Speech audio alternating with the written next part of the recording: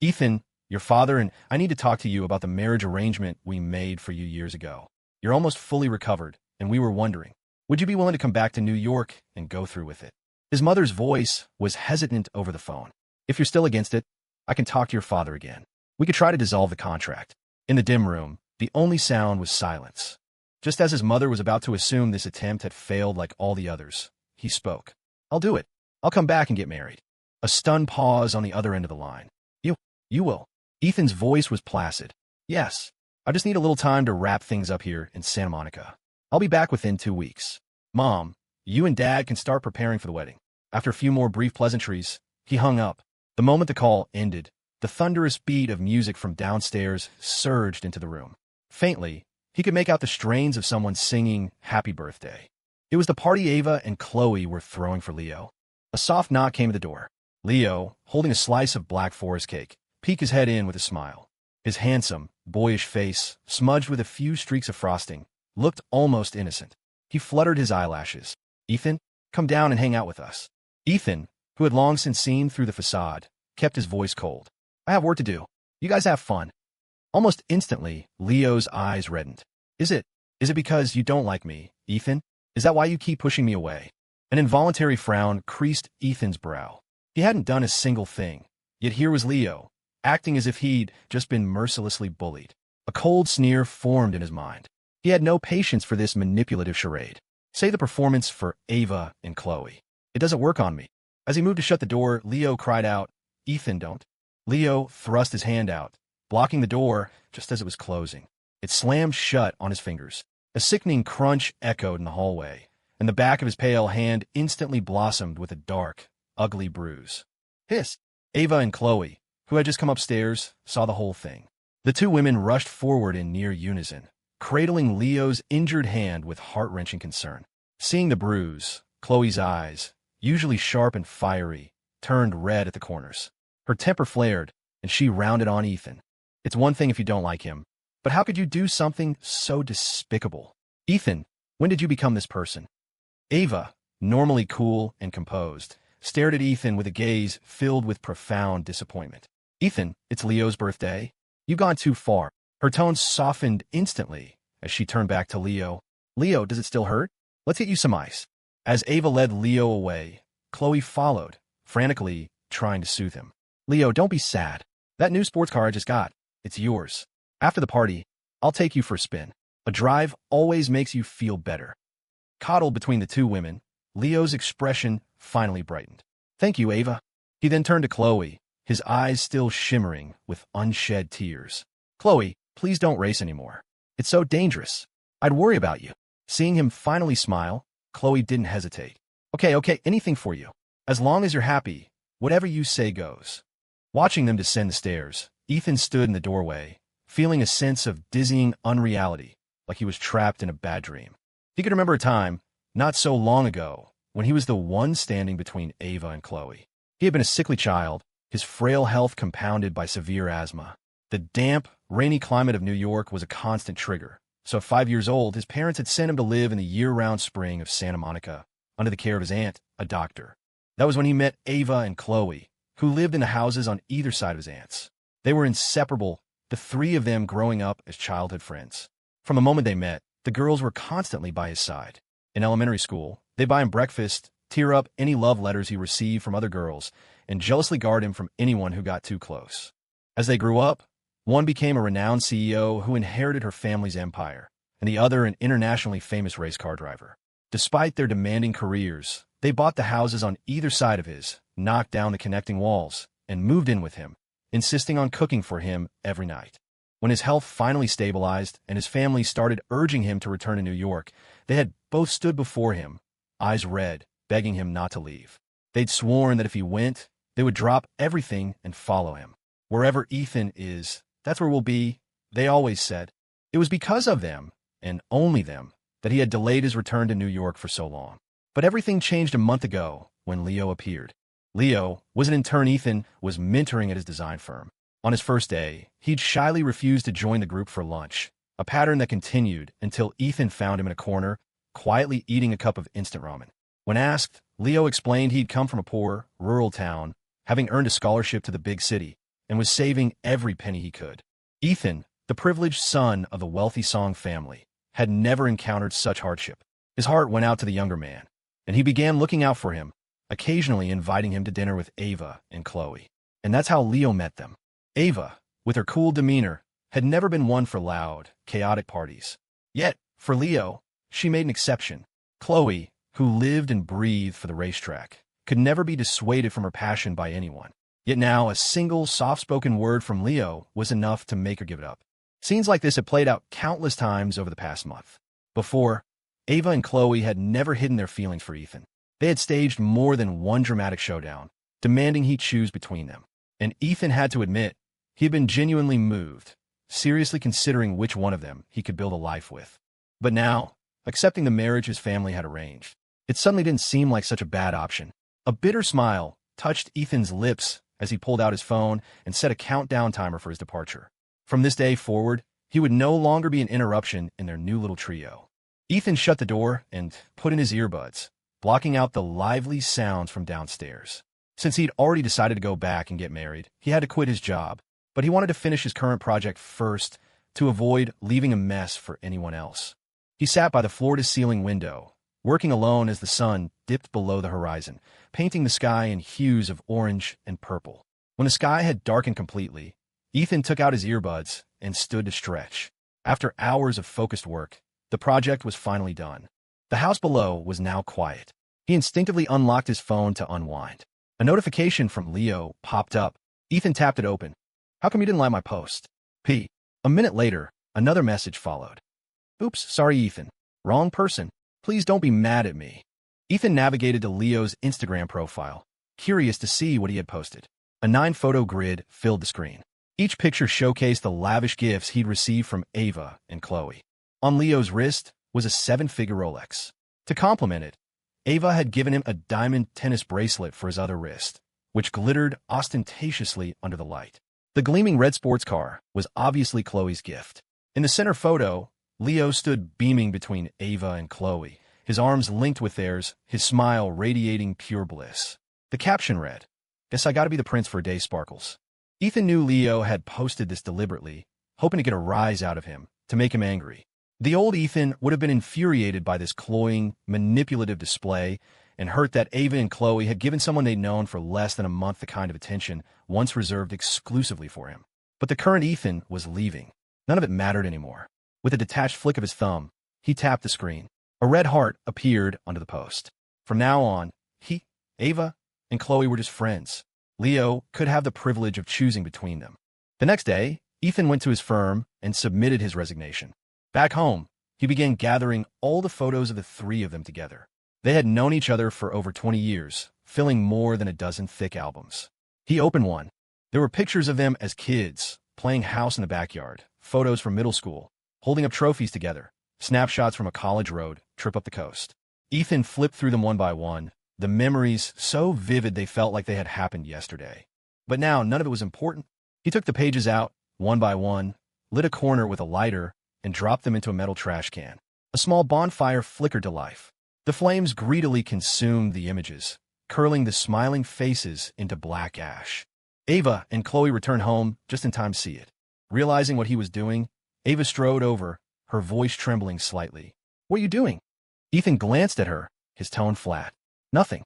They were starting to get moldy, so I figured I'd just burn them." Khloe lunged forward, trying to snatch the remaining photos from his hand.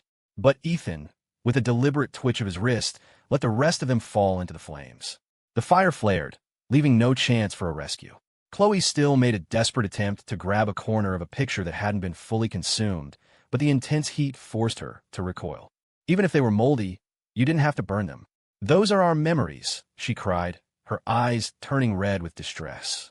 Ava could only watch the fire, helpless and heartbroken. Hearing her, Ethan found it morbidly funny.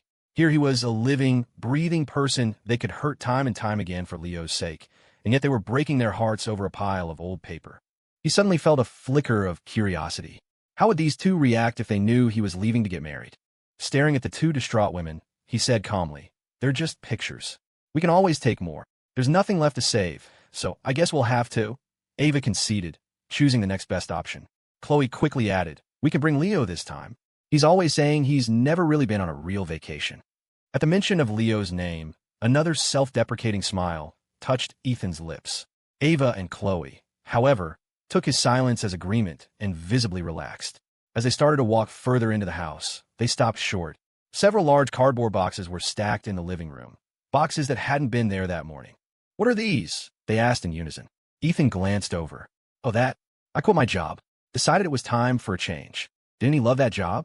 The same question echoed in both their minds. Ethan was acting strangely today. An unfamiliar sense of panic began to creep into their hearts. Khloe opened her mouth to ask more, but a sudden ringing shattered the tense quiet. Ava answered her phone. Leo's frantic, helpless voice came through the speaker. "Ava, the power went out of my place. I fell in the dark. I think I twisted my ankle. What should I do?" Standing beside her, Khloe's expression changed instantly. She snatched the phone. "Leo, it's okay. I'm on my way." Ava's brow furrowed, her usually calm face etched with clear anxiety. Concern for Leo won out. Grabbing their car keys, she and Khloe rushed for the door. Through it all, Ethan's expression remained placid. After they left, he dialed his aunt's number. He had lived with her for years, and she had always treated him like her own son. Now that he was leaving, he had to say a proper goodbye. Hearing that Ethan was returning to New York to get married, his aunt's voice filled with sadness, but also surprise. "Ethan, do Ava and Khloe know about this?" Ethan paused for a moment. "They don't. Aunt Sarah, could you keep it a secret for me? I don't want any more drama." A moment of silence passed on the other end. His aunt sighed deeply. "I suppose you're right. Those two girls have adored you since you were children. Anyone could see it. You three were always together. I really thought you'd end up marrying one of them. What a shame." Ethan managed a small smile. "It's not a shame. We just weren't right for each other." His aunt didn't press the issue. "Ethan, I always knew you'd go home eventually. I just didn't think it would be so soon. I watched you grow up.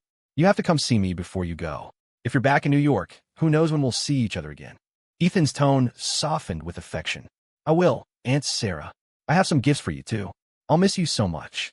After a few more minutes of fond chatter, they hung up. The moment he ended the call, another one came in. It was the director from his firm. "Ethan, that design you submitted won the company a major award. The trophy just came in, but you'd already left. I had your intern, Leo, drop it off at your house." As if on cue, the doorbell rang. Ethan hung up and opened the door to find Leo standing there, holding a crystal trophy. Leo clutched the award, his face showing no hint of happiness for Ethan's achievement. He made no move to hand it over. Instead, he looked up with a pitiable expression. "Ethan, the director asked me to bring this to you. This is a really prestigious award. You're so amazing." He paused, then said, "I know this is a long shot, but I've never won anything like this. Could I maybe borrow the trophy for a few days?" Borrow it? It was the most absurd request Ethan had ever heard. His brow furrowed, and a humorless smile touched his lips. "If you know it's a long shot, then you shouldn't have asked. If you want one so badly, go win one yourself." He reached out to take the award from Leo's arms. Stung by Ethan's cold refusal, Leo's face flushed, and he looked utterly victimized. "Ethan, why would you say that? I'm not trying to take it from you. I just want to put it in my house for a few days for inspiration. Is that so wrong?" As Ethan's hand moved closer, Leo clutched the trophy tighter, refusing to let go. In the ensuing struggle, the crystal award slipped. It hit the floor with a sickening crash and shattered into 1,000 pieces. Just then, Ava and Khloe walked up the path. Seeing the scene, they rushed forward. "Leo." They flanked him, their faces masks of panic, carefully checking him for any injuries. Ava lifted Leo's pant leg and saw a gash on his shin, bleeding from a shard of glass. Her eyes narrowed in distress. "I'm taking you to the hospital." Ignoring Leo's protests, she forcefully helped him up and led him toward her car. Khloe stared at the glittering debris on the ground, her face dark with anger. She turned on Ethan. "You have everything, Ethan. Why do you still have to fight with Leo over something like this?" "Fight with him?" The word was so preposterous Ethan almost laughed. "This is my award," he said, his body trembling with rage. He pointed a shaking finger at the floor. "The result of 3 months of sleepless nights. It's my achievement, my honor." And he was clinging to it like a spoiled child, refusing to let it go. "And you say I'm fighting with him?" He was so furious his voice was like ice. "Now he's broken it. I want an apology from him." He thought his words would have made the situation perfectly clear, but they only made Khloe angrier. Her voice rose several octaves. "I thought it was something important. It's just a trophy. You can win as many as you want. How can that possibly compare to Leo?" You got him hurt. I think you're the one who should be apologizing to him." Without waiting for a response, Khloe hurried after Ava to help take care of Leo. Ethan stared at the wreckage on the floor, stunned. Khloe's words echoed in his mind. "You should apologize to Leo? The victim should apologize to the perpetrator. Khloe, you've really outdone yourself." A sharp pain lanced through his own heart. A moment later, a dull ache registered in his leg. He looked down and saw for the first time that his own calf had been sliced open by a piece of a shattered trophy. The wound was long and deep, bleeding freely, far worse than Leo's minor scratch. Gritting his teeth against the pain, Ethan cleaned up the broken crystal before turning to limp back inside and tend his own injury. That evening, he received a message from his mother. She had sent photos of more than a dozen different tuxedo options, asking him to pick his favorite. He looked through them all before calling her. They had only spoken for a minute when his mother picked up on the exhaustion in his voice. "What happened, sweetheart?" The day's injustice rose in his throat like bile, but he swallowed it down and changed the subject. "Mom, I should be able to wrap everything up here in about a week. How are the wedding preparations coming along?" Just then, Ava and Khloe came home. They caught the last two words of his sentence. "Wedding?" they asked in unison. "What wedding?" The phone in Ethan's hand was somehow already disconnected. He took a moment to compose himself before turning to them. "A friend of mine is getting married." "Why? You want to come?" Ava and Khloe had grown so cold to him lately. Once he was back in New York, they would never see each other again. They wouldn't even be friends. There was no point in telling them the truth. Hearing his explanation, Ava and Khloe exchanged a look, a flicker of something unreadable in their eyes. But they didn't press it. "No, I'm too busy with work," Ava said dismissively, still clearly angry about what had happened to Leo. She picked up a file and disappeared into her study. Khloe's face was a stony mask. "You hurt Leo today. You'd better go apologize to him. Otherwise, I have zero interest in going to some wedding with you." With that, she stalked off to her room. Ethan let out a humorless laugh, saying nothing. The next morning, Ethan woke early to make breakfast. As he walked into the living room, he was met with an overwhelming sight. More than a dozen vases, all overflowing with fresh flowers, their potent fragrance filling the air. Pollen, thick and suffocating, drifted towards him on the breeze. Ethan's face went white. His breathing grew rapid and shallow. He was having an asthma attack. He was severely allergic to pollen. He gasped desperately, his chest heaving, dark spots dancing in his vision. The air he sucked in felt thinner and thinner, his lungs burning. Inhaler. Forcing his trembling legs to move, he stumbled toward the medicine cabinet, his memory guiding him. His hands fumbled blindly, his strength failing. He accidentally knocked several of the vases off a nearby shelf. Crash! The vases shattered on the floor, spilling water and flowers everywhere. Hearing the noise, Ava and Khloe rushed out of their rooms. They saw the mess on the floor, and their faces contorted with fury, completely missing Ethan's desperate state. "What are you doing?" Ethan had just managed to get his hands on his inhaler and had no energy to answer them. But Khloe, her expression frantic, rushed past him and shoved him aside. She knelt, trying to salvage the flowers from the floor. Ugh, already weak. Ethan was sent sprawling by the hard push. His knee slammed into the corner of a cabinet, the impact scraping off a layer of skin and leaving a raw, swelling bruise. Clutching the inhaler, his hands shaking uncontrollably, he finally managed to get the cap off and find the nozzle. It was a lifeline. He took a deep, shuddering puff, then another, before staggering to a corner of the room, away from the pollen. The medicine hit his raw, constricted airways, bringing a small measure of relief. He had barely managed to cheat death, but when he looked up, Ava and Khloe were still preoccupied with cleaning up the flowers and broken glass. As soon as Ethan had recovered enough to breathe, he leaned against the wall, cupping his hand over his face to block any more pollen. Before he could even catch his breath, Ava's accusatory voice cut through the air. "Are you really this obsessed with targeting Leo? He brings us these flowers as a gift, and you immediately smash them?" Khloe's furious voice followed. "Ethan, I'm starting to think you're losing your mind. When did you become like this?" Hearing them, Ethan's entire body trembled with a rage so profound he felt speechless. 1,000 angry rebuttals died on his tongue. All that came out was a raw, red-eyed shout. "I've changed? Have I changed, or have you?" His voice was weak, lacking any force, but the words hit Ava and Khloe like a thunderclap. "I have asthma. I'm allergic to pollen. Did you two forget that?" They were the ones who used to be the most frantic about his health. Every time he'd had an attack, they would be the first to panic, climbing out of their classroom windows and skipping school to rush to his side, staying by his bed, fetching him water, refusing to leave. And now, they had forgotten something so fundamental. A flicker of guilt crossed Ava's face. After a moment, her cool expression softened with a hint of apology. Sorry. Chloe's sharp brow furrowed.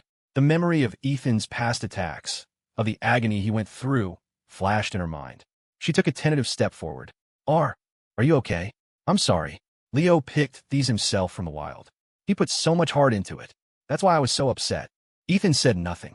Seeing that he had used his inhaler and his color was returning to normal, Ava and Khloe quickly gathered up the flowers and took them outside. For the next several days, neither of them came home. The lights in their wings of the house remained dark. Ethan didn't care. He was busy packing his own things. When most of his luggage was ready, he took a moment to look around the sprawling house. He had bought the central part first. Then, to be closer to him, Ava and Khloe had bought the adjacent properties, and they'd knocked down the walls to create the massive, unified home they now shared. Only a third of it was legally his. Selling it was going to be complicated. A few days later, Ava and Khloe finally returned, just as a real estate agent was meeting with Ethan. Seeing a stranger in the house, Ava's face instantly chilled. Who are you, and what are you doing here? Faced with two intimidating women, the young agent stammered. Good afternoon, ma'am. I'm from the real estate agency. The owner of this property contacted us about selling the house. Selling the house. Ava and Khloe looked at each other, shock registering on both their faces. Their expressions hardened as they were about to kick the man out, but then Ethan came down the stairs. It was me, he said. I'm selling it. I was just about to talk to you both about it. His words hit them like a physical blow. Their hearts seized. Why would you sell? They asked in unison. We're perfectly happy here. Khloe, connecting the dots to the flower incident, asked bluntly, Are you still angry about what happened the other day? She was clearly panicked, offering a rare apology. We didn't mean to forget about your allergy. Do you have to be this extreme? Ethan calmly shook his head. It has nothing to do with that. It has everything to do with you. I don't want any part of this anymore. But he didn't say that aloud. Instead, he offered, I quit my job. I'll be working somewhere else, so it doesn't make sense to live here anymore. Besides, we've lived together for years. We don't need to be attached at the hip forever. Ava's face was grim. She refused to back down. If it's about work, Khloe and I can drive you. That's not a problem. And you said it yourself. We've lived together for years. We're used to it. Why would we separate now? Yeah, Ava and I are here for you. We can even get a driver. I don't agree to this, Khloe added, her arms crossed. Seeing that he couldn't convince them, Ethan rubbed his temples, baffled by their insistence. He decided to play his trump card. Fine. In that case, let's sell this place and buy something even bigger. Then we can have Leo move in with us. At the mention of Leo's name, both of their eyes lit up. They hesitated. Khloe was the first to cave. Well, if that's the plan, I guess it's not out of the question. Only Ava, ever the strategist, watched him with a complex, searching look in her eyes. You'd be willing to have Leo live with us. For some reason, she felt like something was off, that things weren't as simple as they seemed. Before she could think it through, Ethan let out a small laugh. Of course. Why wouldn't I be? We're all friends. He made a snap decision. So that's settled. We sell this house and find a new one. With that, Ava and Khloe fell silent, their objections gone. With the house situation finally resolved, a wave of relief washed over Ethan. A huge weight had lifted from his shoulders. While signing the papers, he noticed that the closing date for the property transfer was the same day he was scheduled to leave. Perfect. It would save him the trouble of explaining anything to Ava and Khloe. The moment his signature dried on the contract, he felt a profound sense of freedom. Soon, it would all be over. There was only one last thing to do. He went to a high-end department store, carefully selected a massage chair and a pair of jade bangles, and drove to his aunt's house. The moment he walked in, Aunt Sarah pulled him into a tight hug. Oh, Ethan, I'm going to miss you so much. You've been in Santa Monica for so long. I've come to see you as my own son. It's not going to feel right with you gone. She wiped a tear from her eye, her hand gripping his tightly. Ethan felt a lump form in his own throat. He forced a smile to reassure her. I'll miss you too, Aunt Sarah, but we're family. Flights and trains are easy. We'll see each other for the holidays. Aunt Sarah, knowing he was right, gradually composed herself and pushed him down onto the sofa. You sit right there. I knew you were leaving, so I took a few days off work. You're staying with me for a few days, and I'm going to cook all your favorite foods. She gave him no room to refuse, bustling into the kitchen. Soon, the aroma of his favorite dishes filled the air. Watching his aunt fuss over him, a genuine smile touched Ethan's lips. He couldn't argue with her, so he agreed to stay for a few days to keep her company. Finally, with his departure date looming, He couldn't delay any longer. He said his goodbyes, his heart heavy. "Aunt Sarah, I have to go. My wedding is in 3 days, back in New York." Aunt Sarah fought back her tears, nodding repeatedly. She pressed a thick, red envelope into his hand. "I have 3 surgeries that day, Ethan. I can't get away. But this is a little something for me. You have to be happy, you hear me?" Ethan's eyes reddened as he accepted the gift. "I will be Aunt Sarah. Grandpa picked her out for me. You can rest easy." Just then, the elevator doors opened, and Ava and Khloe stepped out, with Leo trailing between them. The first thing they saw was Ethan, his eyes red, saying an emotional farewell to his aunt. A strange feeling sank in both their hearts, and they spoke without thinking. "Ethan? Aunt Sarah? Why are you crying?" Seeing them, Ethan quickly wiped his eyes and adopted a calm expression. "It's nothing. It's just been a while since I've seen my aunt. I have to leave now, so I'm just a little sad." His explanation seemed to satisfy them. The tension in Ava and Khloe's shoulders eased. "You're both in Santa Monica. You're not that far apart. You can see her whenever you want." Aunt Sarah looked at the 2 women, who were still completely in the dark, and imagined how they would react when they found out the truth. She looked like she was about to say something, but Ethan quickly changed the subject, turning his gaze to Leo. "So what are you all up to?" Ava and Khloe snapped back to reality, a hint of panic in their expressions as they rushed to explain. "It's Thanksgiving today. Leo was all alone, so we brought him home to celebrate with our families." "Yeah, don't get the wrong idea," Khloe added quickly. "We tried calling you, but you didn't answer." They were flustered because, in years past, Thanksgiving was a battleground. They would both fight over who got to bring Ethan home to their family dinner. Bringing someone home on a holiday meant for family reunion was a clear statement. This was the person they wanted to marry. Ethan always found it exhausting, having to go to the Liu family's dinner first, then rush over to the cheese. This year, however, they had brought Leo. The meaning was unmistakable. Ethan didn't call them on it. He just said coolly, "I see. That's nice. You all have a good time. I'm going to go home and finish packing." He turned to leave, but Ava and Khloe both called out to him. "Ethan! Ethan!" Ethan turned around. Seeing that he wasn't angry, they both breathed a sigh of relief. Ava stepped forward and took his hand. "Don't worry about your luggage. It's too much to handle on your own. I'll have my driver come by, and we'll all move everything to the new house together." Khloe nodded in agreement. For a fleeting moment, Ethan saw a glimpse of the past in their eyes, the way they used to look at him when he was their entire world. A bittersweet memory of a time when their days were filled with laughter and promises. But those youthful vows had now evaporated into thin air. Ethan's gaze flickered to Leo, and he gently pulled his hand away. "No, that's okay. There are a lot of things I need to sort through myself." He turned and walked away, ignoring the looks on their faces. Back at his empty house, he finished organizing his bags, took a shower, and had just settled in a bed when his phone rang. It was Leo. His voice, oozing with unconcealed triumph, came through the receiver. "Hey, Ethan, I just wanted to let you know, I went to both Ava's and Khloe's family dinners tonight. Their parents were so nice to me." He paused for effect. "They both showed me their family heirlooms and said they wanted to give them to me. What do you think that means? Do you think they—" Ethan cut him off flatly. "I'm not interested in your life. You don't need to tell me any of this. It has nothing to do with me." He hung up before Leo could say another word. The day before his flight, Ethan went out. He had made plans to have a farewell dinner with his friend Max. He didn't have many friends in Santa Monica. From a young age, Ava and Khloe had strictly policed his social circle, forbidding him from having girlfriends, intercepting love letters, and even meddling in his friendships with other boys. "Ethan, aren't we enough for you?" they would say, their eyes wide and pleading. "You're so wonderful. We're afraid other boys will fall for you too." Their possessiveness was terrifying. They wanted to be the only thing he could see. And now, they were the ones who had pushed him away. A new upscale steakhouse downtown, Max was already waiting. As soon as he saw Ethan, he pulled him into a big hug. "Man, I can't believe you're really going back to New York to get married. I'm going to miss you." He sighed, slumping back in his chair. "I really thought you'd end up with Ava or Khloe and stay in Santa Monica for good. We could have kept hanging out." Ethan offered a faint smile. "They have other options now. And so do I." At that, Max deflated. He thought of Leo, and his expression soured. "You were so good to that Leo guy, and he just—" Ethan held up a hand, a genuine smile on his face. "Let's not talk about insignificant people. Once I'm married, I won't ever have to see him again. Whatever games he plays will have nothing to do with me." Just as the words left his mouth, Leo walked into the restaurant. Since Ethan and Max's table was near the entrance, Leo overheard the last part of their conversation.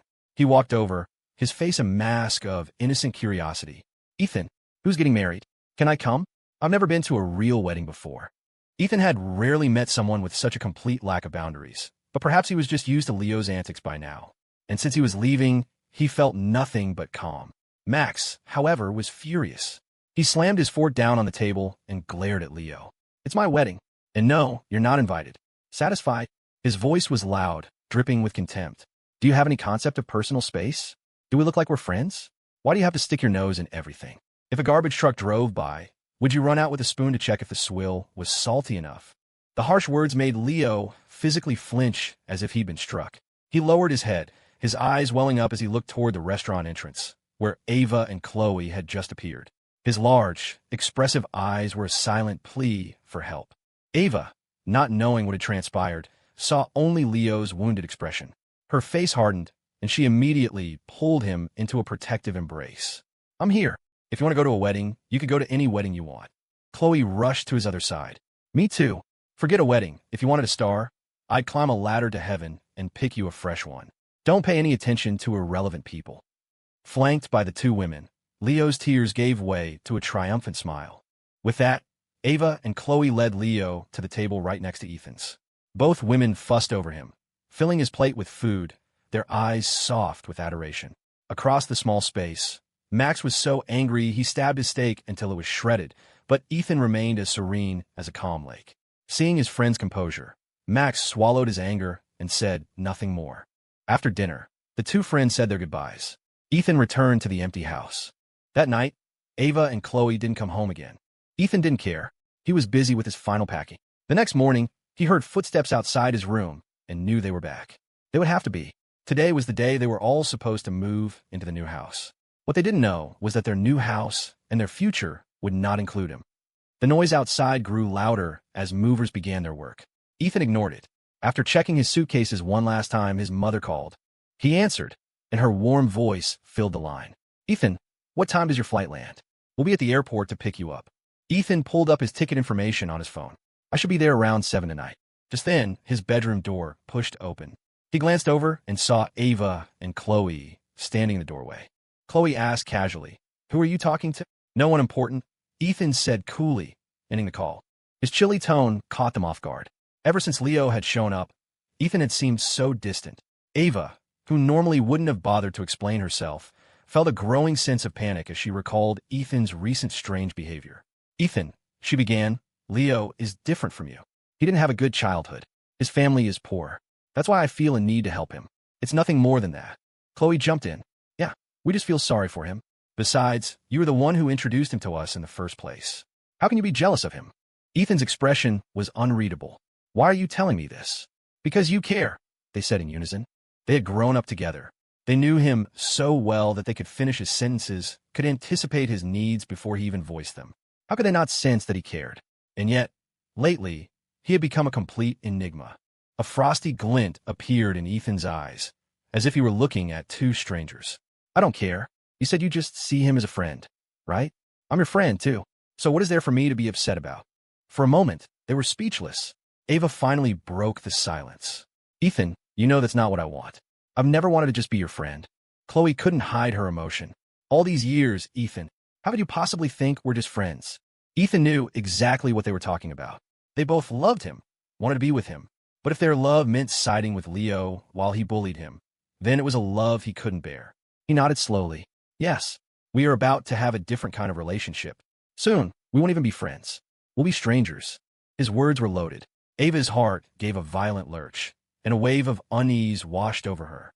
Before she could speak, a mover appeared in the doorway, ready to take Ethan's luggage. Ethan stopped him. "You all go on ahead. I'll bring my things over myself." Khloe's frustration boiled over. "How are you going to get all this stuff there?" "Stop throwing a tantrum. It was my fault, okay? I'm sorry." Ethan was firm. "I really don't need any help. You should go help Leo. He's all alone, his leg is hurt, and he's so delicate. He can't carry anything himself. He needs you more than I do." Ava heard the sarcasm dripping from his words. She frowned. Just then, her phone rang. It was Leo. "Ava? Khloe? Can you guys come help me? I'm so sorry. I'm so clumsy. I can't seem to do anything right." His fragile, wounded voice carried clearly from the phone's speaker. Ava and Khloe exchanged a look. They glanced at Ethan's resolute expression, then back at each other. They made their decision. Ava ended the call and looked at Ethan. Leo can't manage on his own. I'm going to go help him. Khloe grabbed her car keys. I'll go too. As she was about to leave, Ava hesitated and looked back. Ethan, I know you won't listen right now. I booked a table at a restaurant. After we're all moved in, we'll have a nice dinner, just a few of us. We could talk about Leo, then. I'll explain everything. Before Ethan could answer, she was gone. Watching their retreating backs, a wry smile played on Ethan's lips. Explain later? Too bad for them. There was no later. Besides, after everything they had done, what could they possibly say that would explain it all away? His phone vibrated. Another message from Leo, brimming with provocation. Sorry about that, Ethan. Didn't think one little call from me would be enough to make Ava and Khloe ditch you again. Looking forward to the 4 of us living together. Winky face. Ethan's smile widened. His fingers tapped lightly on the screen. The most important thing is that the 3 of you are happy together. I won't get in the way. The moment the message sent, he blocked Leo's number. Then he blocked Ava's. And finally Khloe's. He methodically cleared the list, erasing the 3 people who had once been his world. Then he picked up his suitcase, walked out of the house that held a lifetime of memories, and didn't look back. Ethan boarded the plane without a second thought, completely unconcerned with how Ava and Khloe might react. As the plane lifted off the runway, a sense of liberation he hadn't felt in years washed over him. Meanwhile, back in Santa Monica, the atmosphere in the new Palisades Point house was suffocatingly tense. 3 hours had passed. Ava and Khloe had arrived at the sprawling villa with Leo, but there was still no sign of Ethan. Only their luggage sat in the cavernous entry hall. Ethan's was nowhere to be found. A sharp, unfamiliar panic gripped Ava. She felt as if something irreversible was happening. Khloe sat on a plush sofa, her face unusually pale. Leo, knowing exactly what was going on, remained silent. He was the first to break the tension. Maybe Ethan is still packing. Why don't we have the workers start arranging our things? We have that dinner reservation tonight, right? Ethan would never forget that. Ava nodded, but the gnawing anxiety in her gut wouldn't subside. She remained frozen, even as every instinct screamed at her to go find him. Khloe stared at her phone. The screen showed a long list of unanswered calls to Ethan, a mirror image of the one on Ava's phone. She couldn't sit still any longer. She snatched her jacket from a nearby chair and strode towards the door. Something might have happened to Ethan. She threw over her shoulder. I'm going back to the old house to check. Ava couldn't stay either. Sorry, Leo, she said, her voice strained. I'm going too. Make yourself at home. I'll be back soon. Ava, Khloe. Leo called after them, but they didn't turn around. The old house was empty, stripped bare. They drove their luxury cars all over Santa Monica, searching every place they could think of, but found no trace of him. Defeated, they both ended up back at the now-vacant house. Ava's heart hammered against her ribs. She pulled out her phone and called her assistant. Mr. Jean, I need to find out where Ethan's song is. Now. A few minutes later, Mr. Jean called back. Ms. Lou, Mr. Song was on a flight to New York City today. At this time, he should have already landed. The word struck Ava and Khloe like a physical blow. Their minds went blank. They stood frozen in the empty house, thunderstruck. What? How is that possible? No, Khloe refused to believe it. Why would Ethan suddenly go back to New York? He promised he'd always stay with us in Santa Monica. Mr. Jean, are you sure you didn't make a mistake? Ava's voice was low and dangerous. Jean, check again. Confirm it. There was a pause on the other end of the line. When the assistant spoke again, his voice was trembling. Ms. Lou, Ms. Chi, there's no mistake. He forwarded the flight information to Ava's phone. It was all there in black and white, undeniable. Ava thought she might be hallucinating. She looked at Khloe and saw the same incredulous shock reflected in her eyes. Clatter. The phone slipped from her numb fingers and crashed onto the hardwood floor. Their minds were a chaotic mess. They never, in their wildest dreams, thought Ethan would actually leave. Just a few hours ago, weren't they talking about moving into their new home together? The memory of Ethan's strange, detached behavior as they were leaving the old house flooded her mind. And then Khloe's eyes widened as she remembered. The last words she had overheard from his phone call that morning became terrifyingly clear. Everything is ready. I'm about to leave. I'll be there around 7 tonight. It all hit Khloe at once. A delayed reaction that brought every strange thing about Ethan's behavior over the past month rushing to the forefront of her mind. Ava was silent beside her. He must have been planning to leave for weeks. Could Leo Seong really have had that much of an impact on him? As if on cue, Leo's name lit up Khloe's phone. Khloe? Ava? I'm at the restaurant. What happened to our celebration? Where are you guys? Khloe held the phone, the words catching in her throat.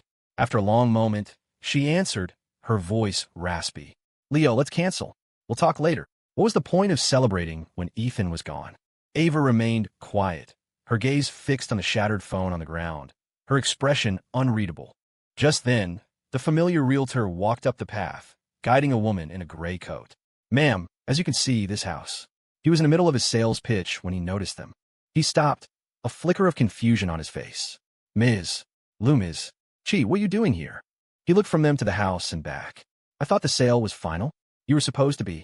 He trailed off, worried, craning his neck to see if the moving trucks had cleared everything out. The sale is off. I'm buying it, Ava said, her voice devoid of hesitation. The realtor stared as if he'd just seen a ghost. His mouth opened and closed, but no sound came out. Finally, he managed to stammer. Ms. Lou, are you serious? Of course I'm serious. Draw up the papers. Ava's brow furrowed, her tone unwavering. The words draw up the papers snapped the realtor out of his daze. A wide grin spread across his face. Yes, of course. Right away. You could just sign right here. Ava gave the contract a cursory glance, confirmed the details, and decisively signed her name. Khloe didn't object. As long as the house didn't fall into a stranger's hands, that was enough. Their friendship was strong enough that living there together would be as simple as just saying the word.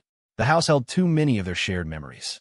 If Ethan had moved with them to the Palisades Point house, this place wouldn't have mattered as much. Having him was what was important. But now that he was gone, they couldn't bear to lose the memories, too. They sat on the floor of the empty house until late into the night. It was hollowed out, everything of value moved, everything else hauled away and discarded. Every trace of Ethan was gone. A profound loneliness settled over Ava and Khloe.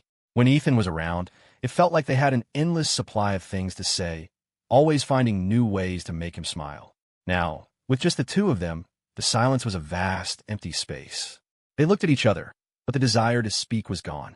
Leo's name flashed on Khloe's screen again and again, but she ignored every call. The Palisades Point house felt just as cold and empty as the one they'd left behind. It didn't seem to matter where they were. As the night deepened and the temperature dropped, they couldn't stand it any longer and drove back to the new house. The moment they opened the door, the first thing they saw was Leo, fast asleep on the sofa. The warm, yellow light from the lamps cast a glow that should have been cozy, but neither Ava nor Khloe was in the mood to appreciate it. Why are you still up? Khloe's voice was laced with exhaustion and a clear note of irritation. She didn't have the energy to deal with another person's feelings. Ava walked straight toward her room without a second glance. You should go to bed, she said coldly over her shoulder. Don't wait up for us again. Leo, nestled in the plush sofa, blinked in bewilderment. What has happened? Ava and Khloe had been so warm to him before. Could Ethan's departure really have turned them this cold? He paced back and forth in the hall between their rooms, a new resolve hardening in his mind. Back in his own room, Leo quickly opened his phone and deleted the provocative messages he'd sent to Ethan. It was one thing for Ethan to leave of his own accord. It was another entirely for him to be driven away by Leo. Ava lay in bed, staring at the ceiling, her mind a complete blank. Ethan was gone, but he'd never once told him exactly where his family lived in New York City. The Song family was prominent in New York's high society. Finding them wouldn't be difficult. But he had hidden his plans to leave. Didn't that mean he didn't want them to find him? The thought sent a sharp, stabbing pain through her chest. Khloe couldn't sit still. She dialed Aunt Sarah, needing to know why Ethan had left, why he had vanished without a word. The phone was answered after a few rings. Aunt Sarah was on a night shift, just out of surgery. A young intern held the phone for her while she was still pulling off her gloves. Hello? Khloe, honey, is everything okay? The three of them had grown up together, so Khloe and Ava had always called her Aunt Sarah, just like Ethan did. Aunt Sarah, do you know Ethan's address in New York? Khloe's words tumbled out in a rush. Why did he leave so suddenly? I have to go find him. There was a moment of silence on the other end of the line. You don't know why he left? Aunt Sarah asked, her voice tinged with uncertainty. When he told me, he said you and Ava both knew. In that instant, they both understood. Ethan Hutleit. Realizing her mistake, Aunt Sarah, loyal to her nephew, quickly tried to backtrack. Oh, you know, Khloe, my mistake. I must be confused. Ethan just wanted to go see his parents. It's been so many years, and you girls are so busy, he probably just didn't want to bother you. The excuse was flimsy, and it didn't convince Khloe for a second. Is that so? Even though she didn't believe it, Khloe knew she wouldn't get the truth from Aunt Sarah. But the realization that Ethan had hidden this only from them was a bitter pill to swallow. Going home to see his parents? It was a pathetically weak excuse. If that was all it was, why would he have hidden it? Something much bigger had to be happening. Khloe couldn't wait another second. She threw on a jacket and headed for the door. But as she stepped outside, she saw Ava leaning against her car, a small pile of cigarette ash on the pavement by her feet. Seeing Khloe, Ava quickly stubbed out the cigarette. "You ready? I bought us tickets for the first flight to New York. We're going to find him. We have a better chance if we go together." Khloe didn't need to think. She nodded, her mind already racing. They jumped into the car, and Khloe floored it, turning the short drive to the airport into a high-speed chase, weaving through traffic as if she were on a racetrack. They arrived at LAX with nothing but the clothes on their backs and a single, frantic thought consuming them: get to New York and find Ethan. They were terrified that if they were even a moment too late, something irreversible would happen. As their plane took off, the sky was just beginning to lighten with the first blush of dawn. Ava and Khloe were a bundle of raw nerves, unable to find a moment of peace. At that same moment, across the country in New York City, Ethan was also wide awake after a sleepless night. He was already up, getting dressed, a makeup artist dabbing concealer under his eyes. Today was the day he and Lillian were getting their marriage license. He could count on one hand the number of times he'd actually met her. He couldn't believe his arranged marriage was to her. The name Lillian had been a constant refrain from the older generation of the Song family, always held up as the gold standard, the most brilliant of her peers. His own parents had spoken of her with undisguised admiration during their rare phone calls. Ethan's only memory of her was of a little girl who always seemed so serious but had a surprising habit of pinching his cheeks. Still, even if he were marrying a complete stranger, he couldn't stop the nervous tremor in his hands. It was, after all, a first for him. He checked his reflection one last time. The clock struck 9. He rose, took Lillian's offered hand, and they got in the car headed for City Hall. Sensing his tension, Lillian seemed to produce a few pieces of candy from nowhere, pressing them into his palm. If you're nervous, something sweet helps. Her gaze was steady and gentle, her expression resolute. Ethan felt himself getting lost in that calm, his head spinning. He mechanically unwrapped a piece of candy and popped it into his mouth. It melted on his tongue, a wave of sweetness that seemed to seep directly into his heart. Maybe this whole arranged marriage thing wouldn't be so bad after all. The rest of the morning passed in a blur. He felt light, as if he were walking on clouds. He let Lillian lead him into the city clerk's office, guide his hand for the signatures, and position him for the official photo. Seeing how stiff he was, a small smile played on Lillian's lips. The official stamp came down with a thud. 2 freshly issued marriage certificates were placed in their hands. Ethan felt like he was in a dream. The next second, 2 voices shattered the illusion, crying out his name in unison. "Ethan! Ethan!" Ava and Khloe skidded to a halt in front of him, chests heaving as they gasped for breath. Their eyes locked on the marriage certificates in his hand, the official documents a glaring, painful red against his pale skin. Their vision narrowed until that splash of red was all they could see. Ava's voice was a raw whisper, her face a mask of disbelief. "Ethan, you got married?" She didn't want to believe it, but there was no denying the sight of Ethan's arm around Lillian's waist, or the matching rings on their fingers. Khloe stood frozen, a storm of emotions warring on her face. She finally managed a smile that was more painful than a sob. Her lips moved, but it took a few tries for the sound to come out. "Ethan, where did you hire this actress? The performance isn't very convincing. Stop trying to trick us." Even with the rings and the certificate right in front of her, she refused to believe it. Ethan hadn't expected to see them so soon, but it didn't matter. He was done with them. "She's not an actress," he said, his tone flat. "Sorry to disappoint you, but as you can see, I'm married." He calmly held up the certificate, waving it slightly in front of their faces. Lillian leaned into his embrace, a model of composure. She gave them a polite, formal nod. "Hello. Allow me to introduce myself. I'm Lillian, Ethan's wife." Her eyes, a striking amber, swept over Ava and Khloe. The look was fleeting, but it carried a natural, dismissive superiority. Ava's pupils contracted, a spark of nameless fury igniting in her chest. She struggled to control her voice, keeping her eyes locked on Ethan. "Ethan, stop this. Are you doing this to make us jealous? It's not funny. You don't mean this. You need to go back in there and get this annulled. You're not thinking straight." She reached for his arm, trying to pull him back toward the clerk's office. Khloe moved to block Lillian. "Ms. What gives you the right to marry Ethan?" Chloe's voice rose, edged with hysteria. "Do you even know him? Do you know what he likes? All his little quirks? Do you love him?" She punctuated the questions by grabbing Lillian's shoulder. Lillian didn't flinch. She sidestepped Khloe's grasp with effortless grace. Ms. Chi, Ethan and I can build a relationship. A marriage of convenience that grows into love isn't the worst thing in the world. But you and Ms. Liu haven't even sorted out your own affairs. From what I understand, you're in some kind of messy entanglement with Liu Xiang. How can you possibly stand here and challenge me? She brushed her shoulder pointedly, as if removing a speck of dirt where Khloe had touched her. At the mention of Leo's name, both Ava and Khloe hesitated. We just feel sorry for him, Khloe stammered. We don't have any other feelings for him. Ethan pulled his arm from Ava's grasp and stepped closer to Lillian. That's enough. Ava, Khloe, he said coldly. You don't have to explain anything to me. His expression was distant, as if he were looking at two strangers. The moment I left Santa Monica, we were done. Whether you like Liu Xiang or not has nothing to do with me. Don't come looking for me again. New York isn't your territory. As he finished speaking, Lillian snapped her fingers. A line of men in matching dark suits materialized from the crowd. Take them away, she commanded. Escort them back to Santa Monica, and make sure they stay there. Her words represented his. Ethan didn't object. He didn't even move. His silence was a resounding endorsement. Khloe stared in disbelief, struggling as the guards took her arms. Her eyes were wide and red with fury. Ethan, you can't go with her. Come back to Santa Monica with us. We'll be good to you. We can go back to how things were, please. No, Ethan said, without a flicker of hesitation. I have my parents and my family here in New York. Santa Monica, I'm tired of it. A strange smile touched Ava's lips before her expression hardened into a cold mask. Ethan, I will make you regret this. You'll come crawling back to us. I wouldn't count on it, Lillian replied smoothly. I won't give you the chance.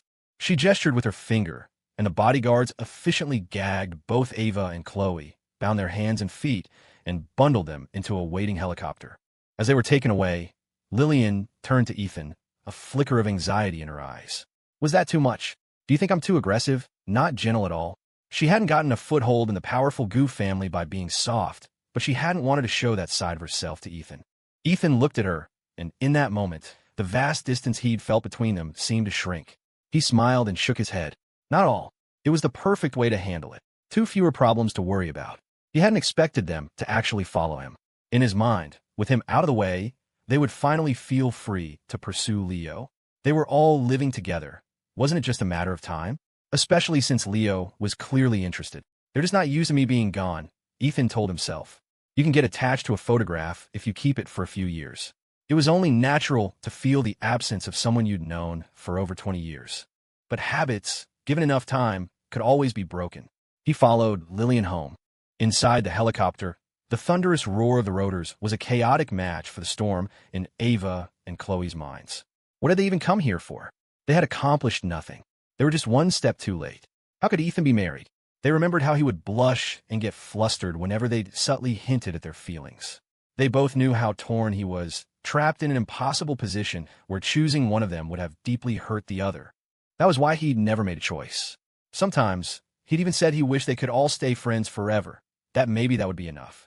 Because his feelings for either of them had never quite crossed the line into true, romantic love. Ava and Khloe knew that. They felt the same way, terrified of destroying the precious bond they all shared. So they had made a decision. They were going to force Ethan's hand. And just then, Liu Xiang had appeared. His act was clumsy. A little digging was all it took to discover his background was nothing like the sob story he'd sold them. He came from a small, rural town, his parents migrant workers who, despite their poverty, had scraped together enough to send him to college, even paying for art and design classes. The moment he graduated, he borrowed a large sum of money from them and cut off all contact. Then he'd latched onto Ethan at work. Ava and Khloe had only meant to use him as a pawn, a tool to make Ethan take a hard look at his own heart, to feel a pang of jealousy, and finally, to choose one of them. Ava and Khloe had made a pact.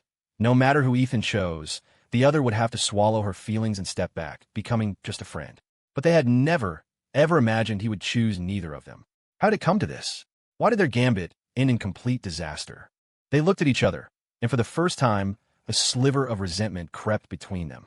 Why do we ever think this was a good idea? If they had just been a little more patient, a little less reckless, maybe the 3 of them could have stayed friends forever.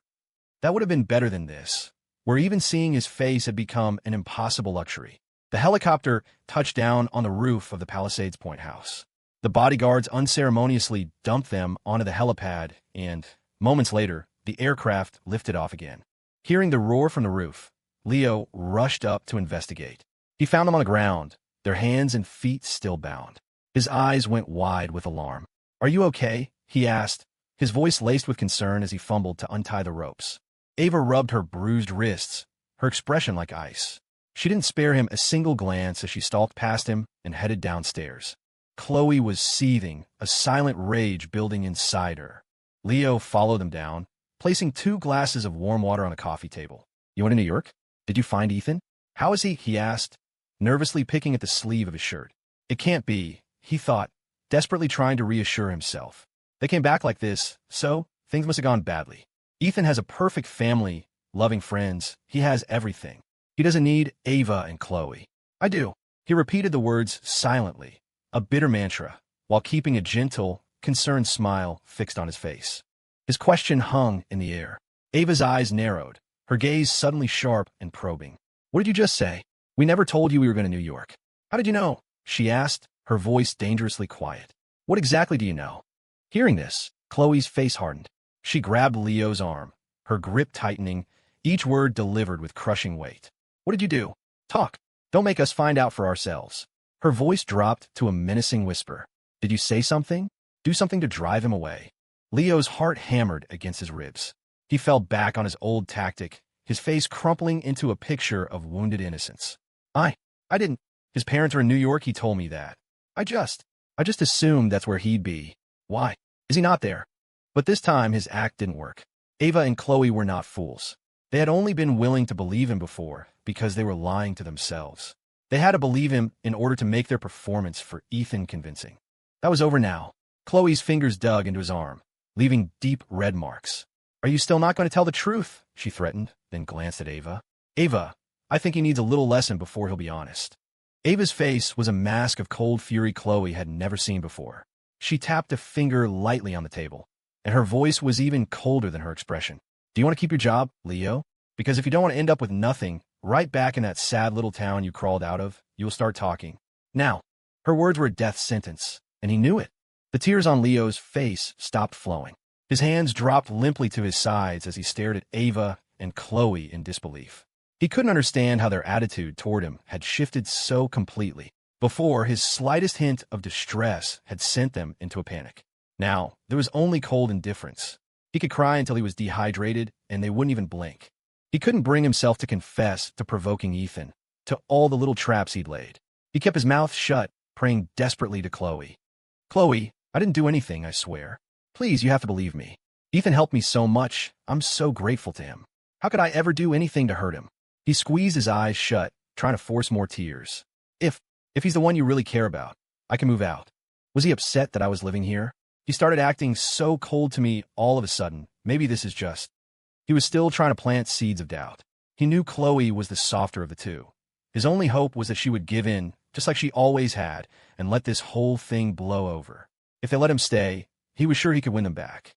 So Ethan had a 20-year head start? So what?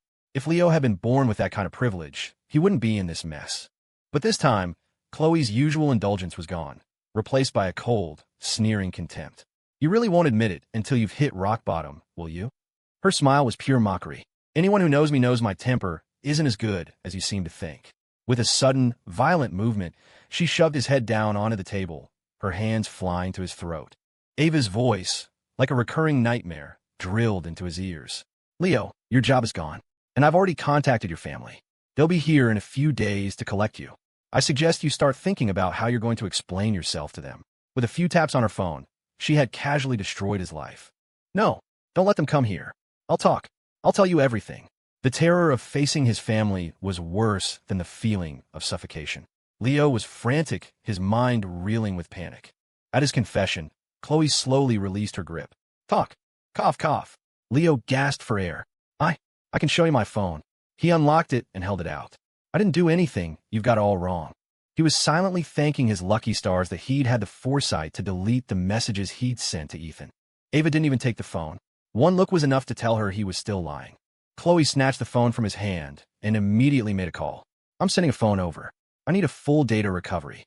Everything." Hearing her words, Leo felt his world collapse. He grabbed her arm, his voice a desperate plea. No, please don't. Don't recover the data. But this time, there were no more chances. They had given him more than enough, and he hadn't taken a single one. While Khloe dealt with the phone, Ava was already on her own, making calls, directing someone to investigate everything Leo had done in the past few months that involved Ethan's song. The next day, the results of the investigation came in. It laid everything out in stark, black and white detail. From the moment Leo started at the design firm, he had targeted Ethan. He had seen the quality of Ethan's clothes, the quiet confidence in his speech, and recognized him immediately as a child of wealth and privilege. A few crocodile tears, a made-up story about his tragic background, and a few calls from hired actors pretending to be his parents were all it took for the kind-hearted Ethan to take him under his wing. It wasn't until Leo was in Ethan's orbit and met Ava and Khloe that he understood the true scale of the wealth he'd stumbled upon. People like Ava Lou, he'd only ever seen on the cover of Forbes. And Khloe Chi was a celebrity in her own right, a famous female race car driver whose posters had once been plastered all over Santa Monica. Jealousy, potent and corrosive, had consumed him. He'd clung to Ethan, using him as a bridge to get closer to Ava and Khloe. He couldn't believe his luck when it seemed they had fallen for him so easily, showering him with affection, choosing him over Ethan again and again. To test the limits of their affection, he had orchestrated a series of cruelties, faking an injury to his hand, accidentally smashing one of Ethan's design awards, and even deliberately bringing flowers into the house. After working with Ethan for weeks, he knew perfectly well about his severe asthma and pollen allergies. He had done it on purpose. The malice in him was a bottomless pit. His only regret was that Ethan hadn't died that day. The phone's data had also been fully recovered. The message from the day Ethan left was now glaringly clear on the screen. Sorry, looks like Ava and Khloe ditched you for me again. Guess we'll be seeing a lot of each other now that we're all living together. Get used to it. The words were a physical blow. Khloe was so enraged she slapped the phone across Leo's face. How dare you? She seethed, her teeth clenched. If it weren't for him, do you really think you would have ever been worthy of a second glance from us? Ava leaned back on the sofa, her eyes closed. Get his things out of my house, she said, her voice quiet but absolute. And then bring his family here to find him. Yes, Ms. Lou, Mr. Jean replied, already directing a team of workers to start clearing out Leo's room. Leo collapsed onto the floor, his eyes vacant with despair. No, don't take my things. As the workers marched in and out, carrying his possessions and dumping them unceremoniously on the driveway, Leo scrambled to stop them. He'd only lived in this paradise for a few days. His good life wasn't supposed to be over yet. Why was this happening? He fell to the ground, genuine tears of loss streaming down his face. It's over. It's all over. The future was a black void. He had clawed his way out of his backwater town, fought his way into a prestigious Santa Monica design firm, only to be plunged back into the dirt. The last 2 months had been a beautiful dream. Now he was awake, and in reality, he was still the ugly duckling, with no hope of ever becoming a swan. Even so, Leo decided to make one last, desperate attempt. He raised his phone, dialed Ava's mother, and cried into the receiver. Mrs. Lou, Ava, she's kicking me out. He let his voice trail off, leaving just enough unsaid to invite the worst assumptions. Hearing his choked, pitiful voice, Mrs. Lou's anger flared. Leo, honey, you just wait. I'm on my way over right now. She hung up and rushed over. Ava glared at Leo, her face a thundercloud. Who the hell do you think you are? How dare you slander me? Her composure finally snapped. She grabbed his chin, her fingers digging into his flesh, leaving dark bruises. But Leo clutched his phone like a holy relic, refusing to let go. Khloe put a calming hand on Ava's shoulder. It's okay, she said softly. He's a nobody, just a clown making a scene. Your mom is smart enough to believe her own daughter over him. The words seemed to cool Ava's rage. She slowly released her grip. Mrs. Luke burst through the door, a lecture already on her lips, but Ava simply handed her the printed investigation report. Her mother read it in silence, her expression growing darker with every page. When she finished, her face was grim.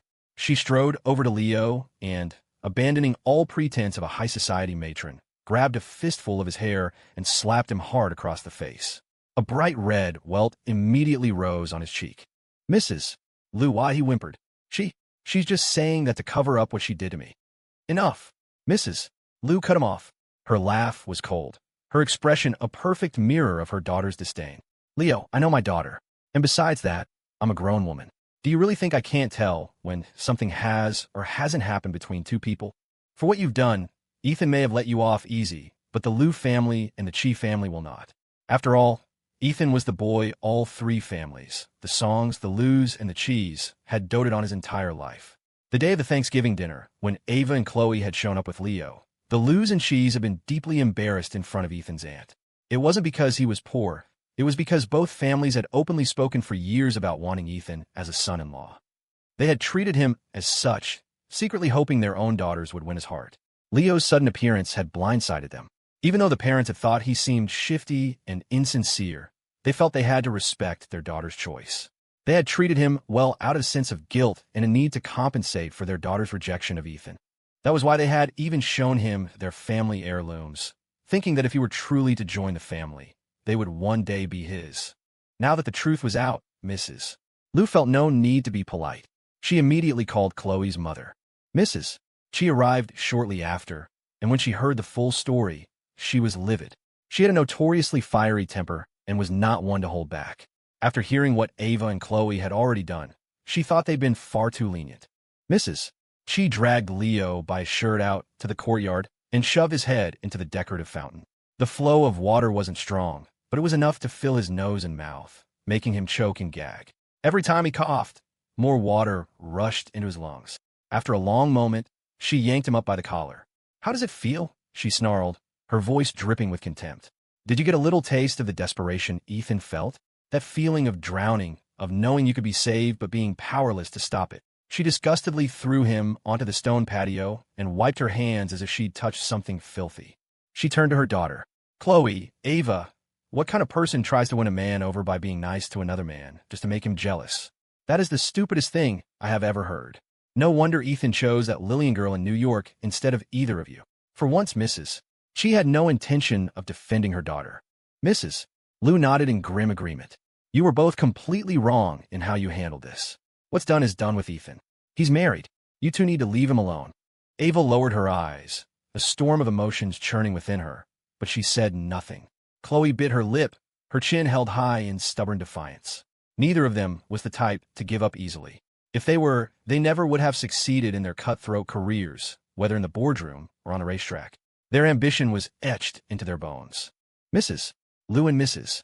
She exchanged a look and sighed in unison. They knew their daughters' personalities all too well. There was nothing more they could do but let them be. After the mothers left, Ava gave a simple order to have the pile of trash on the patio removed. And so, Leo was unceremoniously dumped on the street, his luggage and belongings thrown in a heap beside him. A sanitation worker, making his rounds, waved a hand at him. Hey, you can't loiter here. Move it along. The word loiter struck Leo like a physical blow.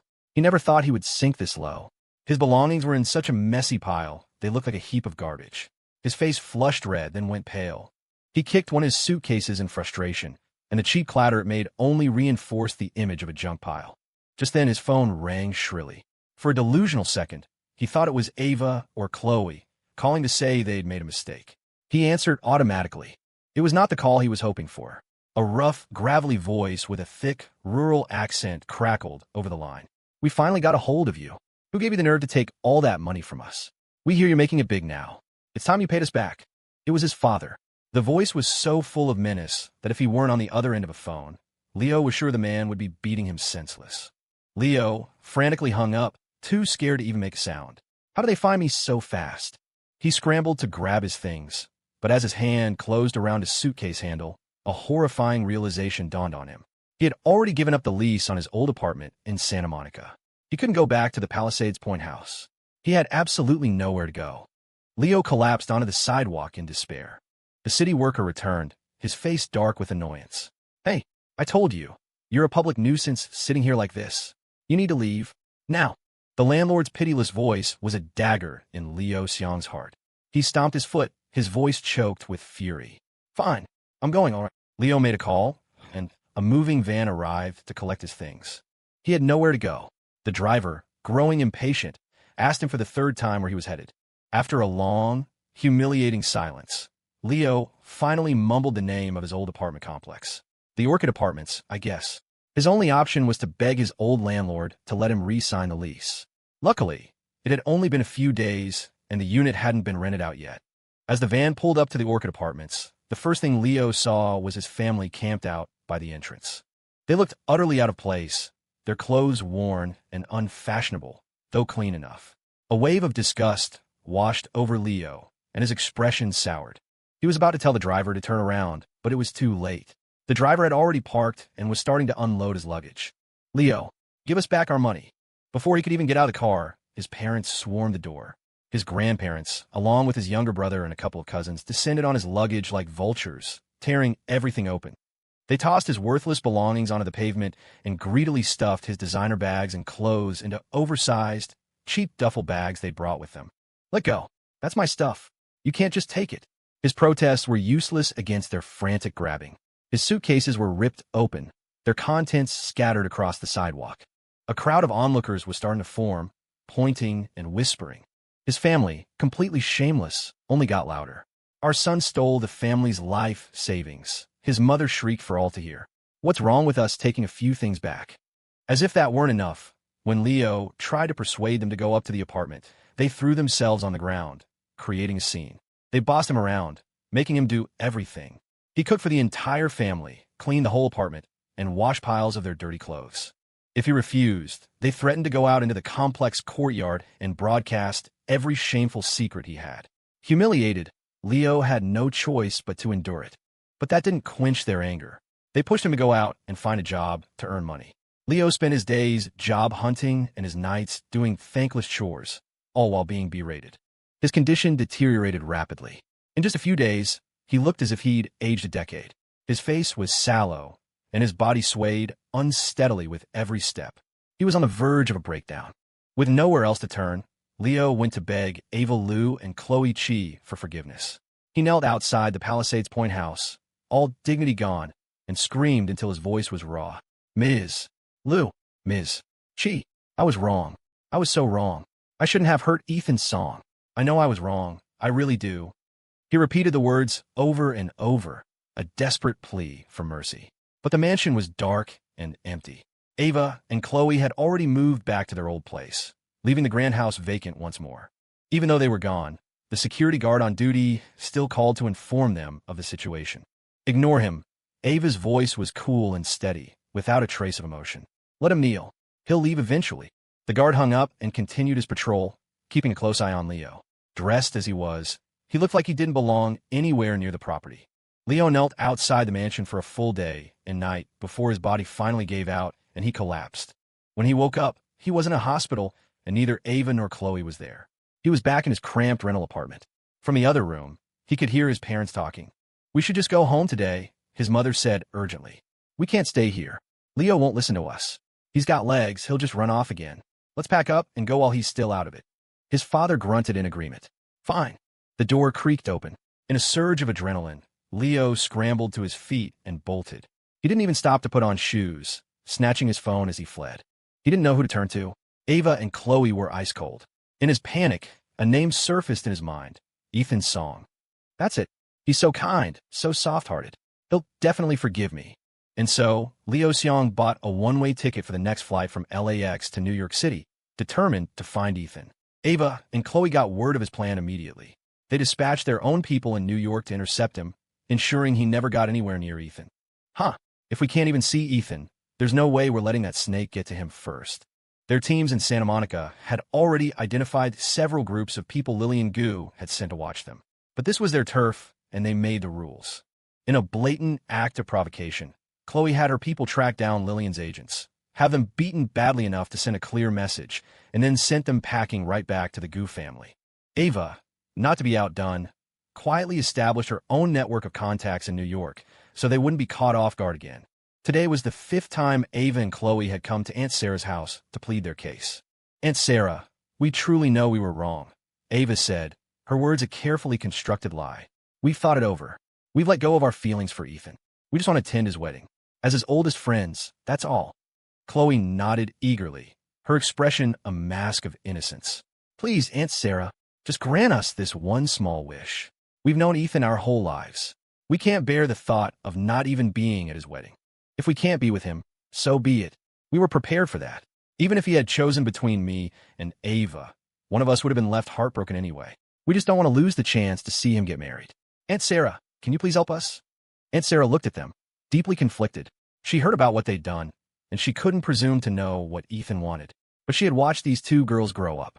Her heart couldn't help but soften. They had come to her so many times now, and even a heart of stone would eventually crack. She let out a long sigh. Oh, you too. All I can do is ask Ethan for you. I can't promise he'll agree. It was the answer they wanted. Ava and Khloe's faces lit up with gratitude. Thank you, Aunt Sarah. Just hearing you say that is enough. Thank you. After they left, Aunt Sarah agonized for a long time before finally composing a text to Ethan. Ethan, honey, Ava and Khloe said they want to come to your wedding. What do you think? Should you let them? Ethan was in the middle of a tuxedo fitting when his phone chimed. He was busy adjusting the hem of his jacket and couldn't check it. Lillian, can you see who that is? He asked, his head still bowed. Nearby, Lillian Gu stood in a sleek, form-fitting white wedding dress. It was simple and elegant, with no cumbersome train, perfectly accentuating her figure. Of course, she said. She picked up his phone, unlocked it by typing in his initials and birthday, and read the message from Aunt Sarah. Her expression flickered for a fraction of a second before she read it aloud. Ethan, honey, Ava and Khloe said they want to come to your wedding. What do you think? Should you let them? Her eyes darkened slightly, and a hint of jealousy colored her tone. So, Ethan, what do you think? Should we let them come to my wedding? Lillian closed the distance between them, stepping behind him. Waving away the tailor's assistant, she began to personally adjust his cuffs. Her smooth, pale fingers danced over his wrist, a touch that felt impossibly intimate. Lillian, maybe we shouldn't let them come, Ethan stammered, his face flushing as he stared at her serious reflection in the mirror. Lillian let out a soft laugh. She slipped her arms around his waist from behind, pressing her front against his back. Ethan, trust me. Her voice was a low murmur against his chest. Trust your wife. I can handle them. Even if they come, they won't be able to cause any trouble.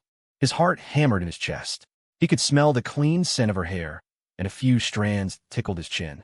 He stared, mesmerized, at their reflection, not noticing when a deep blush spread across his entire face. He didn't register a single word she said after that, just nodded dumbly. Okay. He felt like he was turning into a cooked shrimp, his heart pounding out of control. The woman behind him seemed to sense his discomfort, and the smile on her beautiful face grew wider. Look, Ethan, she teased. You look so handsome in the mirror. So charming. He was mortified, completely unaware that this flustered, shy reaction was something he'd never, ever had with Ava or Khloe. His eyes darted everywhere, anywhere, but at the woman behind him. He didn't even notice when his phone was back in his hand, her hand guiding his, her fingers pressing his thumb down to type out two simple words. They can. He felt as though the warmth from her palm had seeped directly into his skin. By the time he finally came back to his senses, he realized with a jolt what had just happened. Lillian had been jealous. An incredible thought surfaced in his mind. Has Lillian fallen for me? Ethan covered his still warm cheeks, unable to believe it. No, he told himself. We've only known each other for a few days. You don't develop feelings that quickly. We're married now. It's normal for her to be a little possessive. To clear his head, once the fitting was done and the alterations noted, Ethan threw himself completely into his work. Lillian watched the serious set of his jaw and said nothing. She simply walked over and adjusted the lamp on his desk, making sure the light was perfect before quietly slipping out of the room. Lillian gave a specific order to her team. Ease up on the surveillance of Ava and Khloe. It wasn't that she was letting her guard down. She was intentionally giving them an opening, an opportunity to make a move so she could be ready for it. Her people received the command and acted immediately.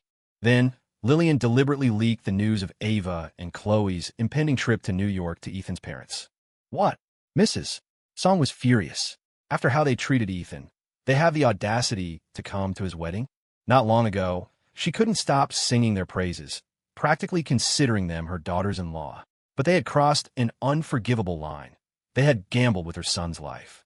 When that Leo character had caused Ethan's asthma attack, how much had her son suffered? And at that moment, the childhood friends who had always stood by him had turned their backs on him for a bouquet of flowers from another man. Even if they claimed it was all a ploy to make Ethan realize who he truly loved, Mrs. Song would never permit it. Now, she was only grateful. Grateful that Ethan's grandfather had arranged such a perfect match for him. Compared to Ava and Khloe, Lillian Gu was better by an order of magnitude. At least Lillian's life was uncomplicated, she was devoted to Ethan, and she was a New Yorker. Mrs. Song had known her since she was a girl. She knew her character. Mr. and Mrs. Song immediately let their displeasure with Ava and Khloe be known throughout their social circle. The Song family was one of New York's most prominent, and with their new alliance with the Gu family, their influence was soaring. Eager to stay in their good graces, other powerful families quickly took the hint and aligned themselves. Mr. and Mrs.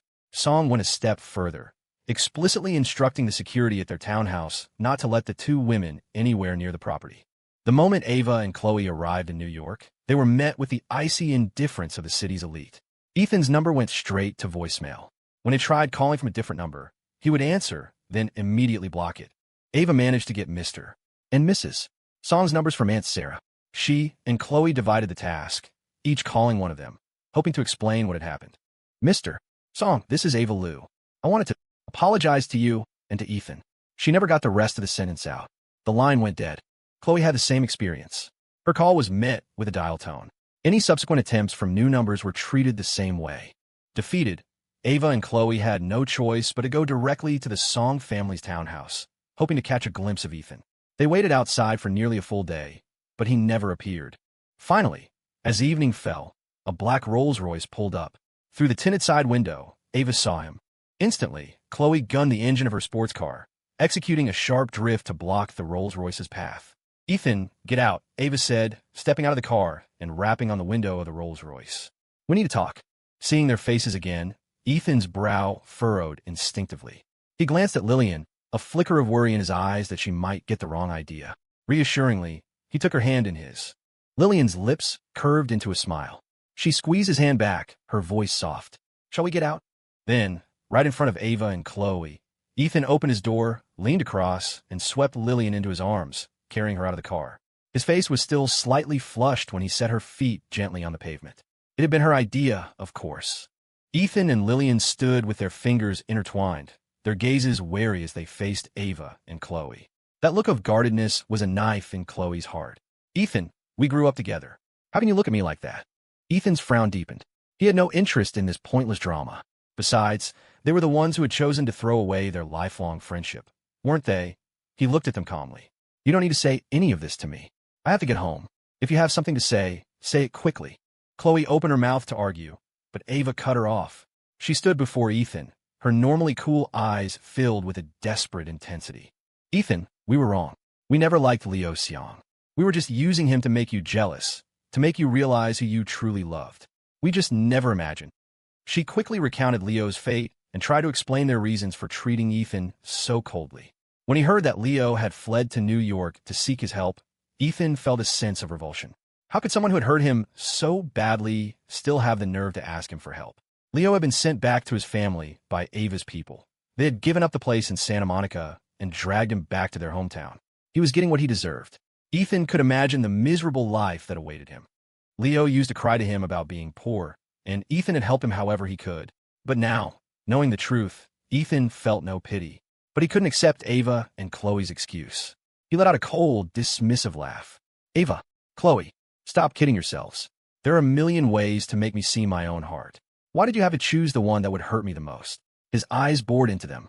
Can you honestly say that from the moment you met Leo Xiong, you didn't feel a single thing for him? Ava froze, a look of shock and confusion on her face. Khloe looked even more flustered, a flicker of guilt in her eyes. No, of course not, she said, her denial lacking conviction. Lillian stepped in, ruthlessly tearing away their final, flimsy defense. That's enough. Stop deceiving yourselves. If you hadn't neglected Ethan time and time again, Leo Xiong would never have had the chance to hurt him in the first place. I'd wager that by the end, you couldn't even tell if you'd actually developed feelings for him or not. This is nothing but a childish lie. No woman who truly loves a man would use another man to make him jealous. With every word Lillian spoke, the color drained from Ava's and Khloe's faces. Her words struck the very core of their hidden insecurities. They had no rebuttal. Ethan was silent for a long moment before he spoke, his voice heavy with finality. Ava, Khloe, I'm only just realizing it now. I don't think I ever really loved either of you. Maybe there was a spark, an attraction, but it wasn't love. It hadn't reached that point, and you two snuffed it out before it ever had the chance. He said it with a profound sense of release. If you want to come to my wedding, fine. I consent, but I do not want you to ruin it. He looked at them, his expression clear. I'm very happy now. A sharp, searing pain spread through Ava's chest. She shook her head slightly, staring at him, forcing a brittle smile. Ethan, don't be with someone else. We grew up together. I know everything about you. We're meant for each other, she murmured, refusing to accept reality. Khloe's eyes were bloodshot, her hands clenched into tight fists as she lunged, swinging her hand toward Lillian's face. Why her? I don't accept this. Ethan, if you don't want to marry her, I'll help you run away. We can go abroad or back to Santa Monica, anywhere you want. Lillian could have easily dodged the slap. Instead, she tilted her head just slightly, allowing Khloe's hand to graze her cheek. The contact wasn't severe, but left a faint red mark. Oof! Lillian pressed a hand to her cheek, sucking in a sharp breath as if in pain, her features scrunching up. Even then, her beauty was undiminished. Seeing her hurt, Ethan was overcome with concern. He grabbed her hand, trying to pull it away to see the damage. It's okay, I'm not really hurt. It doesn't hurt, Lillian said, forcing a cheerful smile. Her brave face only made Ethan more frantic. Seeing that she wouldn't let him look, his anger turned on Khloe. Khloe, he demanded, his face cold with fury. Why did you hit her? When did you become so impulsive and violent? The accusation was a crushing weight. It nearly drove Khloe mad. She couldn't believe it. Ethan didn't care about a word she'd said. His entire world was Lillian. She knew exactly how much force she'd used, and that she'd barely made contact. To be framed like this was infuriating. I didn't hit her. She's not hurt. Khloe seethed. Ethan, come with me. She's not who you think she is. She reached for Ethan's arm, but he shook her off without hesitation. This is the Song residence. This is my home. I'm not going anywhere with you. I can't believe you'd hurt someone and then refuse to admit it. His tone was colder than she had ever heard it. Ava, Khloe, we're not friends anymore, and you're not welcome at my wedding. It's clear you have no intention of coming in good faith. With that, Ethan took Lillian's hand and strode past the gate into his family's property.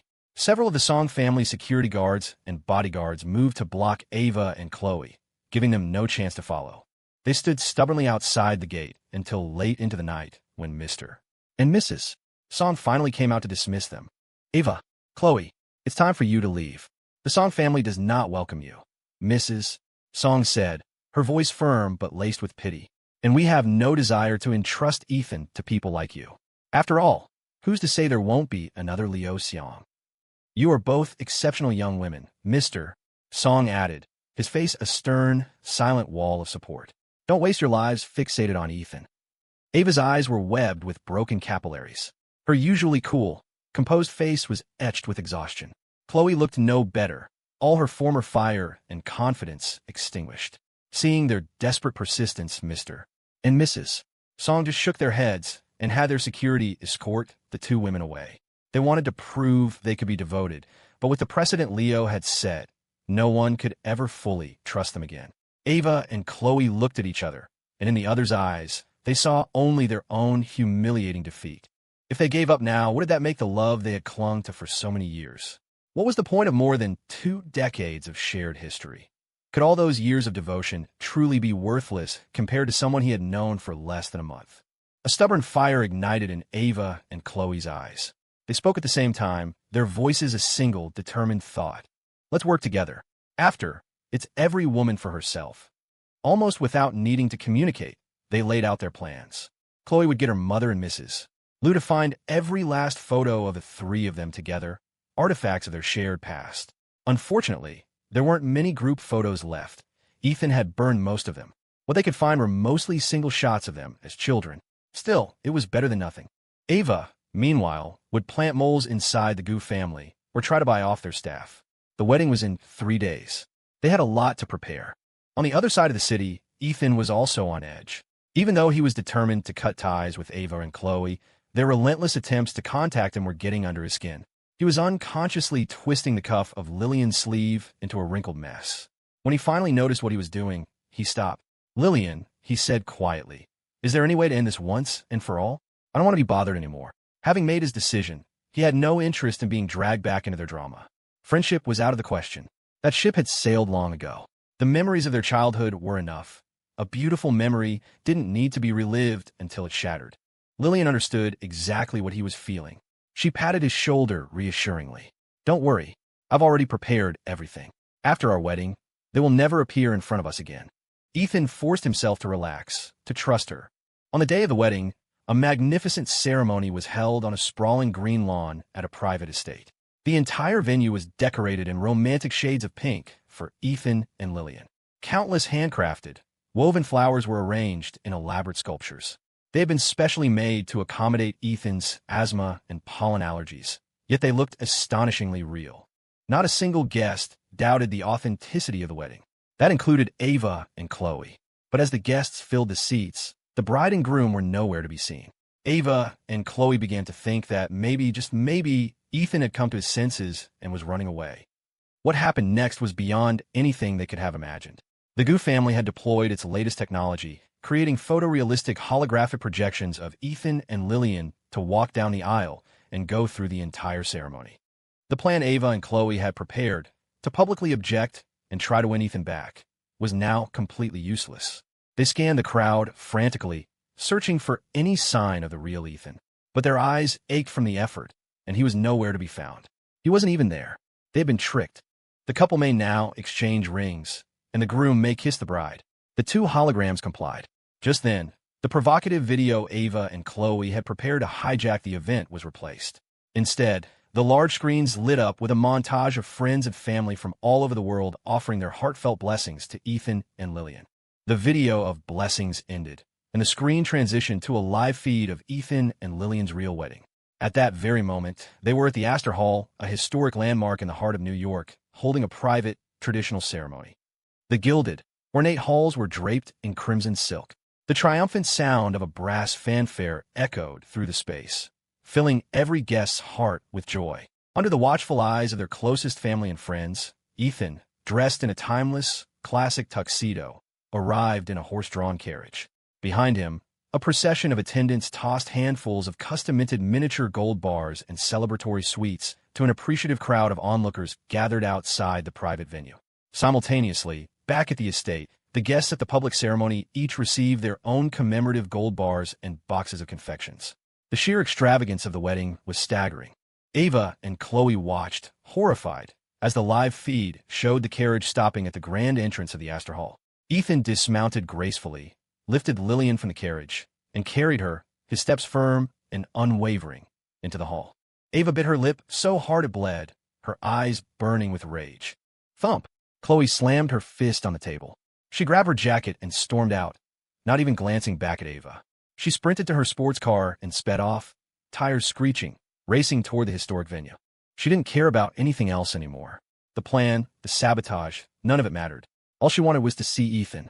If she couldn't stop him from getting a marriage license, she could still stop the wedding itself. Driving with reckless abandon, Khloe didn't see the truck barreling through the intersection, its driver having lost control. A deafening crash of metal on metal. The side of Khloe's car crumpled like paper, her leg pinned and crushed. In that instant, she felt a terrifying numbness spread through her limb. She couldn't feel her leg at all. Warm blood trickled from her forehead down her cheek. For a terrifying moment, Khloe thought she was going to die. Her first instinct was to call Ethan, but she'd forgotten he had deleted and blocked every one of her numbers. As expected, the call didn't go through. Ava had run out after her, but had been too late to stop Khloe's frantic departure. Even though she herself was nearly consumed by jealousy, Ava fought to keep a grip on her composure. It's just a wedding, she told herself. People get divorced. There are a million ways to get Ethan away from Lillian Gu. Our years of history can't be erased. That alone will be enough to plant seeds of doubt and suspicion in Lillian's mind. She repeated the mantra over and over, but it was useless. On her way to the Astor Hall, she saw the wreckage of Khloe's car.